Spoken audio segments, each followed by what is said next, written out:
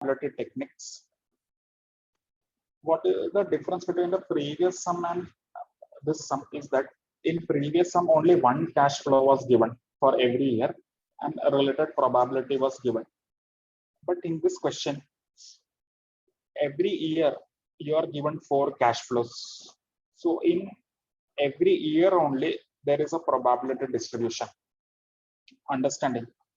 So for every year you are having a 4 set of cash flows.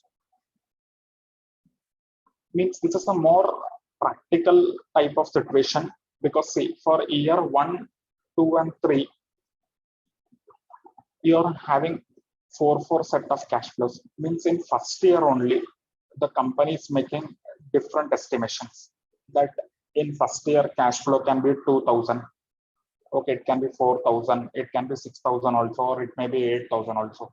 And associated chance is also given in this illustration. So similarly, for each year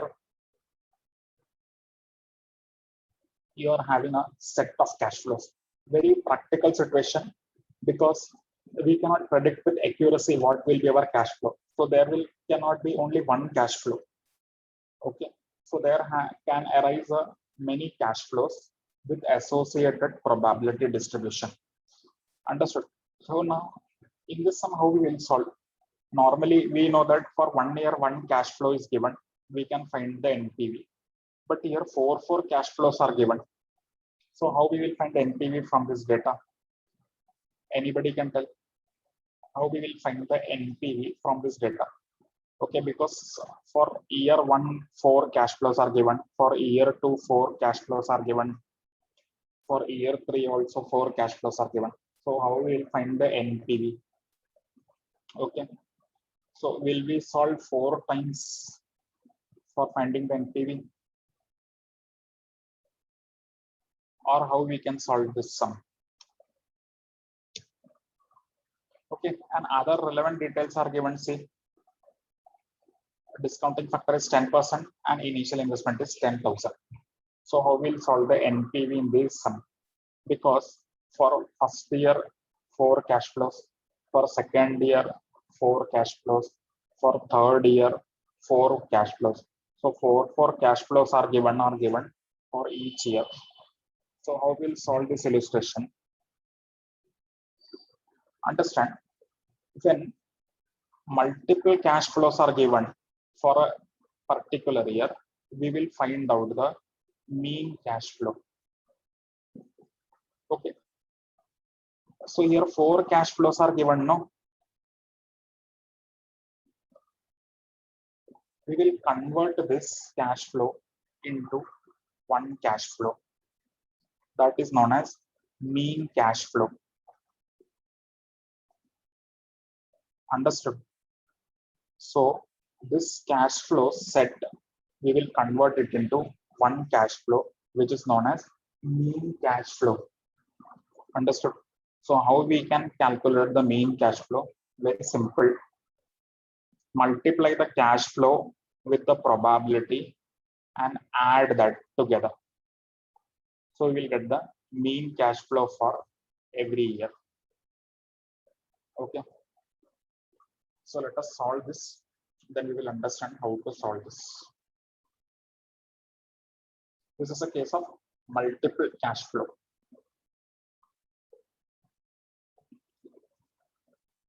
How we can calculate? So first we cannot directly calculate the NPV because here multiple cash flows are given. First we will have to calculate the one cash flow for every year. Then we can calculate the NPV. So for that we will have to calculate the calculation of mean cash flow, or we can call it as expected cash flow.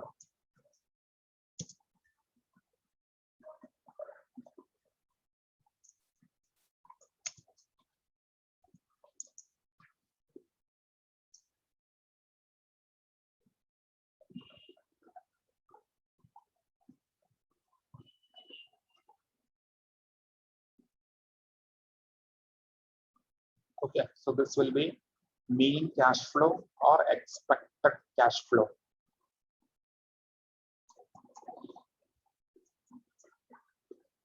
Okay, so how we will calculate the expected cash flow? Simple. Year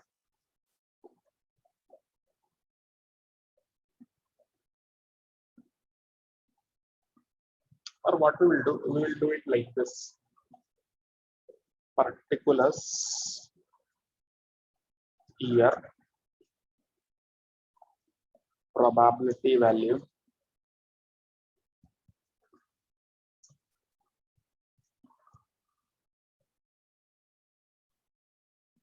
year 1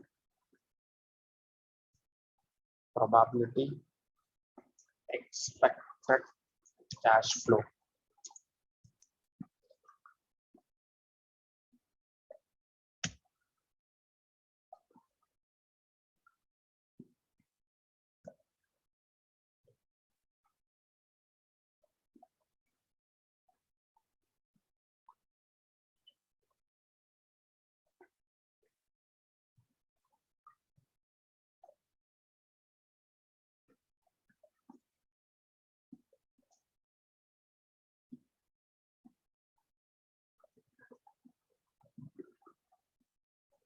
Okay. So what is the cash flows for year 1? So probability value we are given 2000, 4000, 6000, 8000. Okay, this is the probability value for first year. And sorry, cash flow for the first year. Then probability value is also given 0.1, 0.2, 0.3 and 0.4. What you have to do, just multiply this 2000 into 0.1. So similarly, you can do it for all other values also. So this, remember, this is only for the first year we are doing. Now what you should do, you do the total of this. This 6000 will become our expected cash flow or mean cash flow. Understood? So this will become our expected cash flow or mean cash flow. Understood? So now this 6000 we will take in our NPV calculation. Rather, we cannot take 4 cash flows for NPV calculation. So we will have to take the one cash flow. Okay. So similarly, we will do it for year 2 also.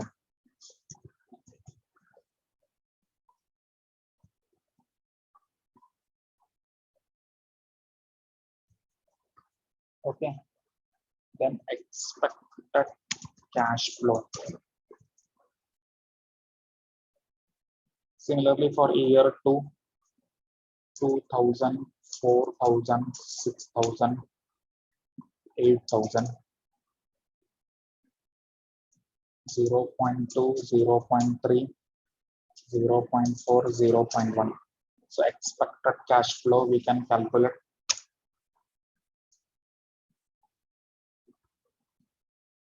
Do the total of this expected cash flow, we will get the mean cash flow or expected cash flow.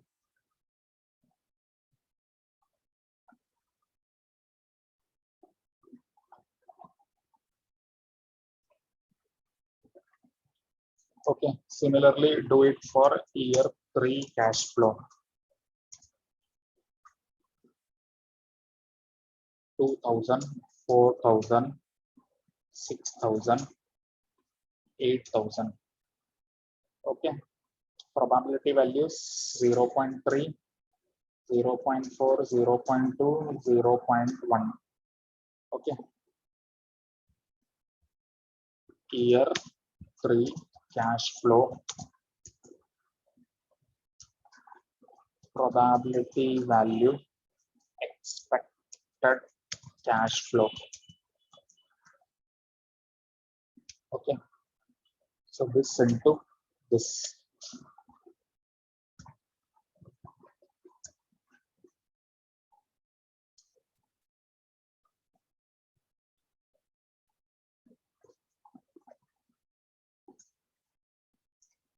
So do the total, we will get the expected cash flow. So means what we have done, we have converted this multiple cash flow into one expected value, which is the average value, you can say.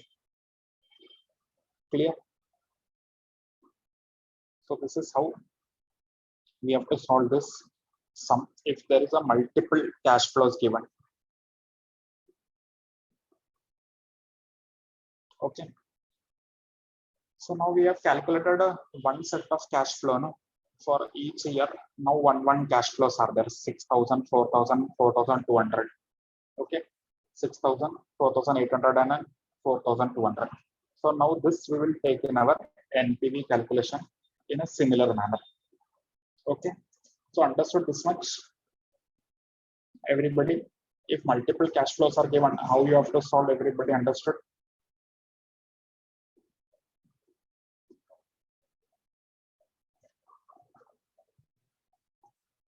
Okay, now what we will do, now it is simple. Now one cash flows are there.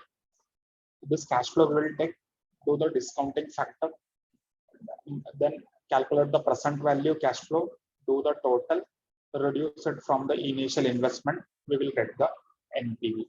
Now normal method you can apply. Okay, instead of using four cash flows, we have converted into one expected values, and we will use this value in our NPV calculation. Clear? Understood, everybody, this much?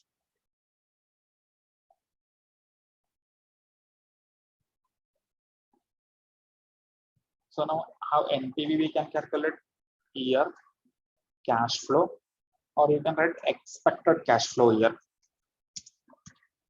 Expected cash flows, discounting factor, present value cash flow, or discounted cash flow. So year 0, 1, 2, 3.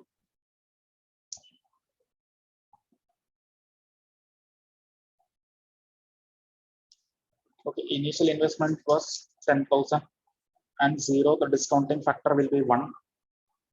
10% is the discounting factor. Okay. So first year, which cash flow we will take? 6,000. Then second year, 4,800. Third year, 4,200. Then 10%. First year discounting factor is 10 divided by 100 plus 1 divided by equal to, how much it is? 0.909. Then second, 0.826. Third, 0.751. Okay, now do the discounting cash flow calculation.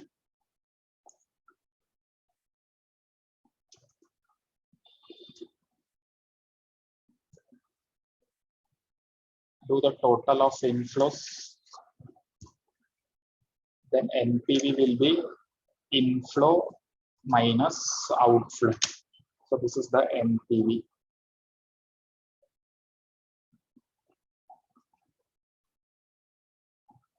Net present value.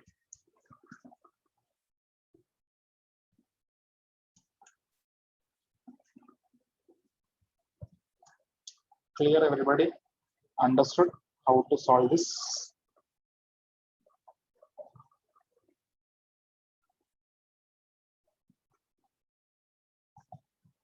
NPV is 2,573. So you should accept this project or not accept this project. Accept this project or not accept this project. Accept, no? Why accept? Because NPV is positive, greater than 0. So NPV greater than 0. So we can accept this project. Clear, everybody? Comfortable? So today we are stopping here. Further we will continue in the next class.